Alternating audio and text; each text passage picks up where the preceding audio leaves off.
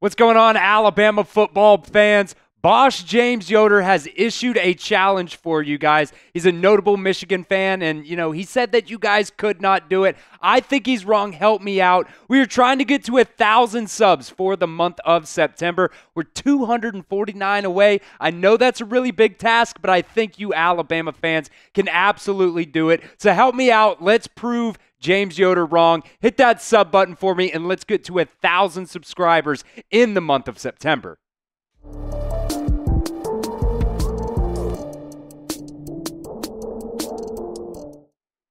Coming up on today's show, we got a lot of Jalen Milroe buzz in the media right now. Coming off of a career day against the Georgia Bulldogs, threw for a career high in that game and rushed for, another 117 yards. And that really garnered a lot of Heisman buzz for Jalen Milroe, something I thought he probably should have already been getting, but he has moved up in the Heisman rankings. Also going to talk about some of the, draft buzz that has been going on his way as well. Also, at the back end of today's show, we're going to just dive in and take a look at two different position groups, look at their pro football focus stats and grades, and just kind of talk about and, break down, how they looked in that game against the Georgia Bulldogs. First up, though, let's talk about Jalen Milroe. After this game against Georgia, he has now jumped up as the number one betting odd, number one in the betting odds for the Heisman Trophy. And man, what he's done for you so far this year, man, he has been absolutely incredible. I think he's made a lot of really good decisions this year. And, we talked about a lot last week leading up into that Georgia game. Jalen Milroe didn't have to force throws, and I think he did a really good job, with that. Had the one interception in the game, which, you would really like to have back. It was a little bit behind C.J. Dupree, but, man, I think C.J. Dupree needs to come down with that.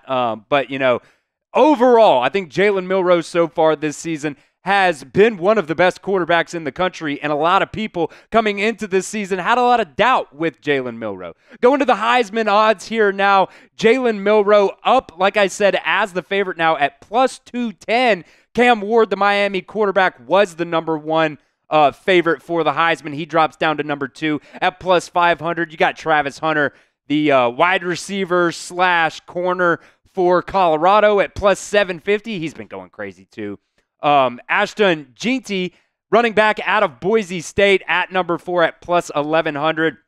Dylan Gabriel, he's played okay this season, but I don't think Oregon, has really taken that step that I think, a lot of us kind of really thought that they would this season.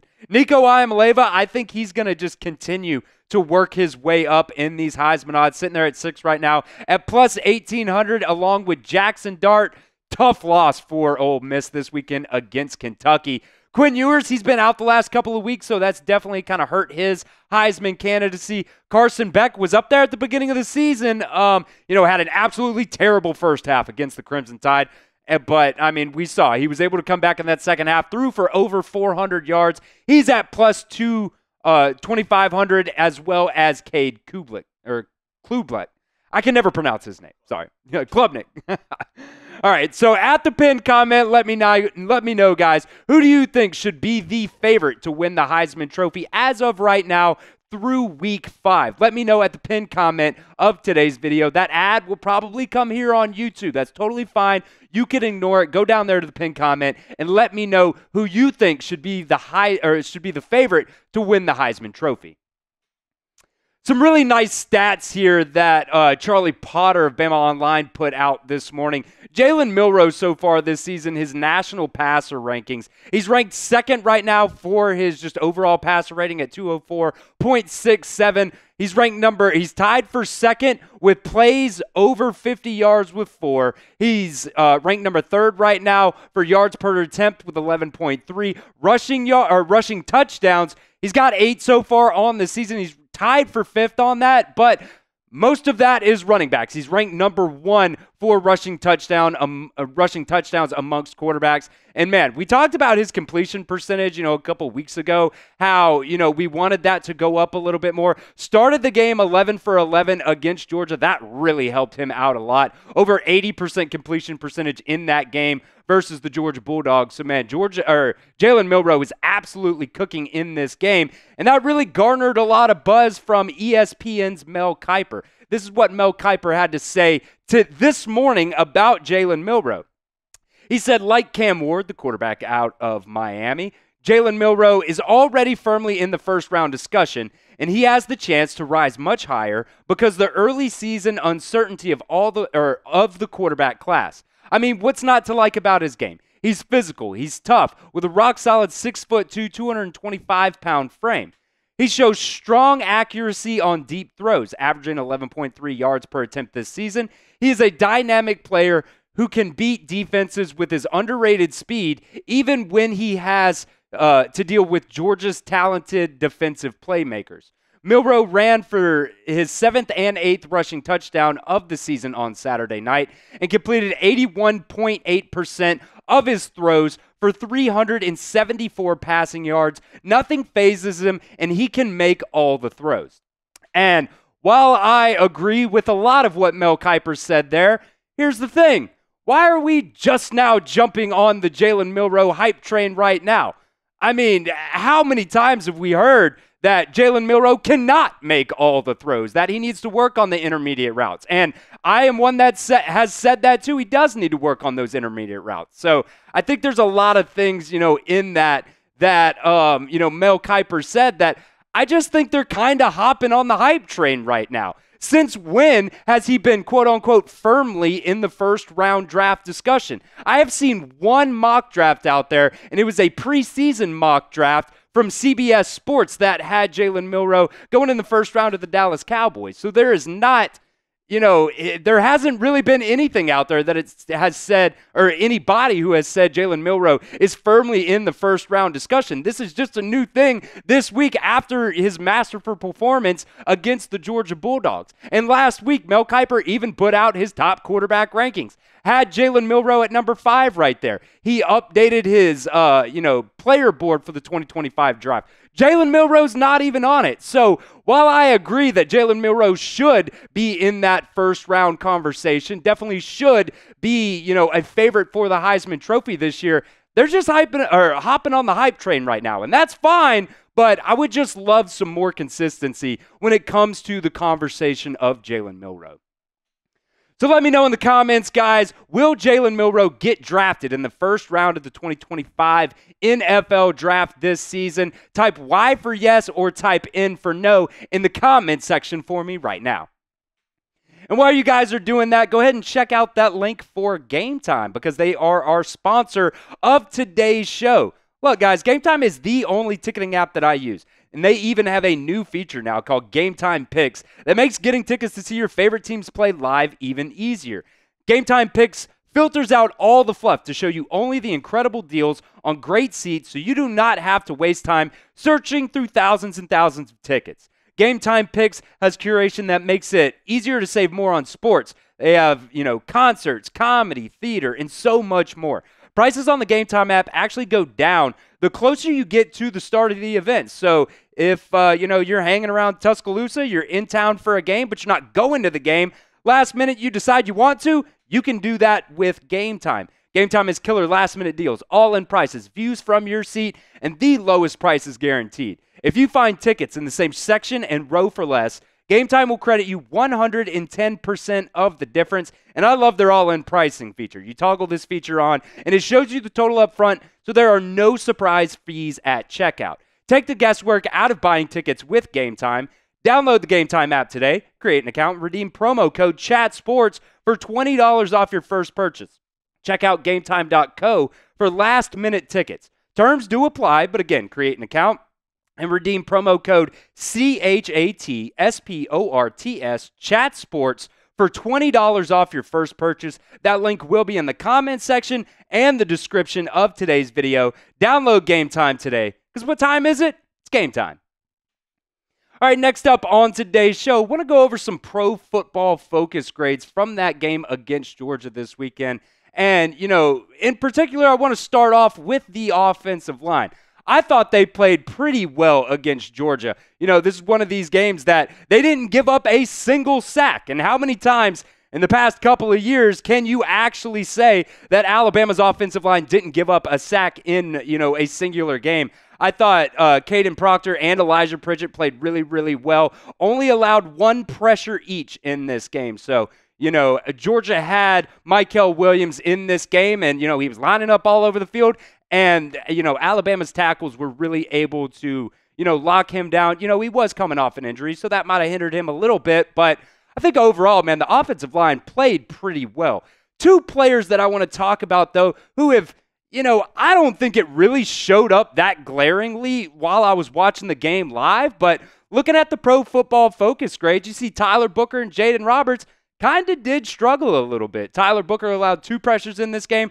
Jaden Roberts allowed 4 pressures in this game. Tyler Booker also had a penalty, which is, I think they called unnecessary roughness on him, but it's whatever. Like, I really didn't think it was that bad of a play, but they threw the flag at the end of the day. So, look, these guys, I think, going into the season, I really thought they were your 2 best offensive linemen so far. And, I don't think they've looked terrible by any means. And I think that 21.1 pass block grade for Jaden Roberts is kind of ridiculous considering he didn't give up a sack in this game. I think that's a little low. Pro Football Focus is kind of, take it with a grain of salt type of thing. So, that's one of those things where I don't necessarily agree with Jaden Roberts having that low of a pass block grade from that game against Georgia.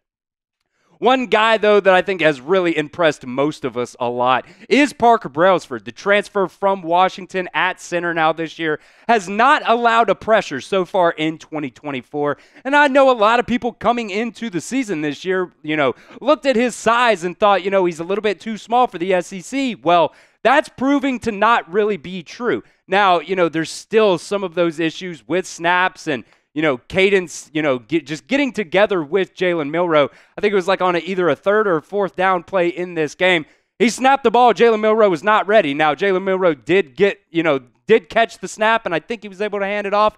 But still, that was one of those plays that, man, you really needed to make at the end of the day. So if there's only one knock that I have on Parker Brailsford so far this season, it's, still getting together with Jalen Milroe and being able to, be consistent with those snaps. Because, man, what we saw last year, is definitely an upgrade from last year, but it's still that those little thoughts kind of linger in your head just a little bit. So I want to hear from you guys one more time in the comment section of today's video. Grade Alabama's offensive line so far through 4 games of this season. Grade it A, B, C, D, or F for me in the comment section right now. The other position group that I want to talk about are these DBs. Zabian Brown, Georgia really went after him a lot. He was really the guy that Georgia really wanted to target in this game.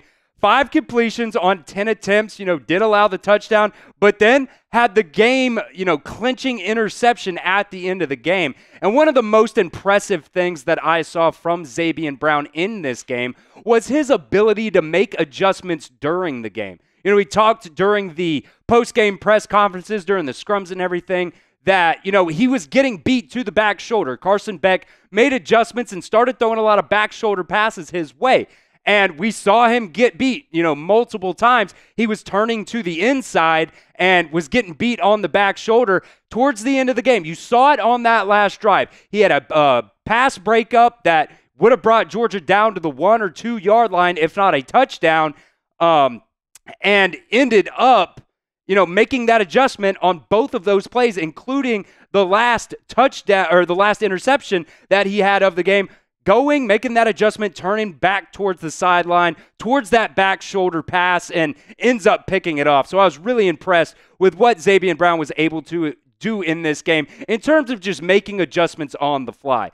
Devontae Smith, man, another guy in this game who really has just proven to me that he is absolutely the guy that needs to be playing at that Husky position. I think Red Morgan has also played really well there. But, man, Devontae Smith, what he has done for you so far this season has, been absolutely incredible. And it officially, to me, he's absolutely got that dog in him. You saw him multiple times in that game, had pass breakups and just real locked on tight coverage on some of those Georgia wide receivers. And then at the end of the day, got up, get in their face, and, let them know, who's boss. Because, I mean, they went after him multiple times too. They went after him 6 times, only allowed 2 completions on this game, and he also got an offensive pass interference call because, he was just playing so aggressive. So I have been really impressed with DeVonta Smith. He did get a little bit banged up towards the end of the game. No injury updates today during Kalen DeBoer's press conference. Didn't have one on Kendrick Law either, so maybe we'll see that on Wednesday or something. But, man, I've been really impressed with what DeVonta Smith has been able to do for you so far in Alabama's secondary this season. Got to go a little bit negative here, though. Keon Sabb got absolutely torched in this game. And, I mean, a lot of the yards came on, I think it was that 62-yarder, I think it was, play at the end of the game that Georgia scored on. He had a missed tackle on that, too. Could have got the defender down, but at the end of the day, it doesn't matter. Alabama won. They had that long bomb to Ryan Williams right after that. Literally take the kickoff away, the very next offensive play for Alabama. And he started off very strong early in the season and hasn't really gotten back to there. So, really just kind of got to refocus, recenter, and I still think he, is a really solid player for Alabama's defense. Deontay Lawson, one of his knocks coming into this season was, is he going to be able to keep up in pass protection? Kind of got torched in this game as well. Had 1 PBU, could have had a chance to have a pick 6 on that play, but, Deontay Lawson is somebody that, thought Georgia was going to pick on. They kind of tried to in this game. Lastly, want to talk about Damani Jackson here. He has been probably your best DB, maybe outside of Malachi Moore so far this season. Has only allowed 3 receptions on 13 targets so far this season. And, just the way that he has played, he has really been a silent assassin for Alabama in their defensive backfield. And, man, I think he is really playing himself into draft contention this year. This is his 3rd year out of high school. So, I'm not saying that he is going to be drafted this year, but, man, so far this season, he has definitely played himself into a spot where, 2nd, 3rd round, that is definitely not out of the, possibility of things that definitely could happen for Damani Jackson.